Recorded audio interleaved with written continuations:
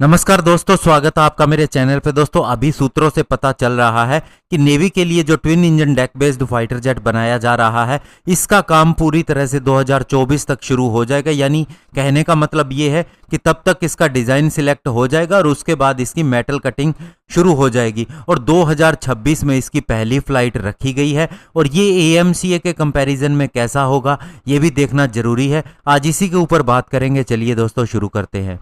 तो दोस्तों सबसे पहले आपको बताना चाहूँगा कि twin engine deck based fighter jet, जो कि एक डबल इंजन फाइटर जेट होगा इंडियन नेवी के लिए, और इसे LCA तेजस के जब सफल टेस्ट हो गए थे उसके बाद में इसका फैसला लिया गया था। तो ये दोस्तों AMCA के जैसा ही होगा, लेकिन ये एक्चुअल में 5th जनरेशन फाइटर जेट नहीं होगा, बल्कि 4.5 और 5 जनरेशन के बीच का फाइटर जेट होगा।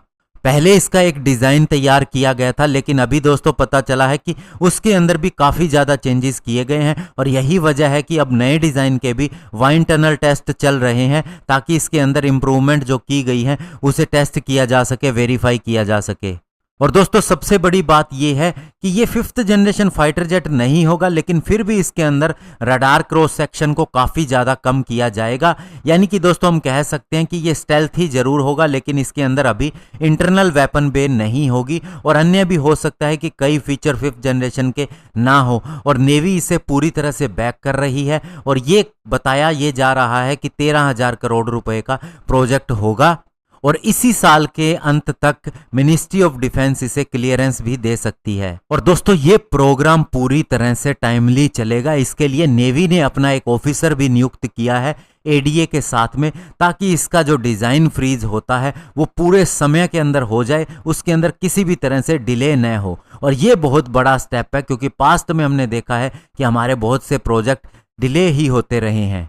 और दोस्तों इसके अलावा अगर नेवी को फाइटर जेट की ज़रूरत पड़ती है तो हमारे पास पहली बात तो 40 MiG-29K हैं, नेवी को जल्दी से इसकी ज़रूरत नहीं पड़ेगी। फिर भी दोस्तों हमने एक 57 कैरियर बेस्ड फाइटर जेट के लिए भी RFI जारी की थी। बाद में इसे सुना था कि 37 भी कर दिया था और इसके लिए FA-18 और राफेल M कभी भी सिलेक्ट हो सकते हैं अगर इसको बनने में ज़्यादा समय लगता है। जैसा कि हम मानते हैं कि इसमें कम से कम 6 से 7 साल तो लगेंगे ही। तो ये भी एक सरप्राइज हो सकता है अगर नया फाइटर जेट खरीदने का फैसला कर लिया जाए।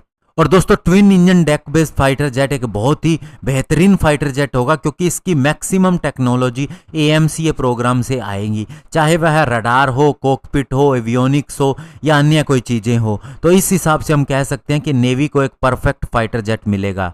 और इसके अलावा दोस्तों सबसे बड़ा आत्मनिर्भर का उदाहरण होगा हमारा लोकल इंजन। हालांकि स्टार्ट में जनरल इलेक्ट्रिक का F414 इंजन इस्तेमाल किया जा सकता है, लेकिन बाद में दोस्तों 110 किलो न्यूटन का इंजन लोकली बना होगा, जिसे हम किसी ओरिजिनल इक्विपमेंट मैन्युफैक्चरर के साथ में मिलकर जॉइंटली डेवलप करेंगे और AMC-MK2 प्रोग्राम में भी इस्तेमाल करेंगे। वही twin engine deck based fighter jet के अंदर भी आगे चल के इस्तेमाल होगा, यानी इसके अंदर काफ़ी ज़्यादा पावर मिलेगी उसी इंजन से।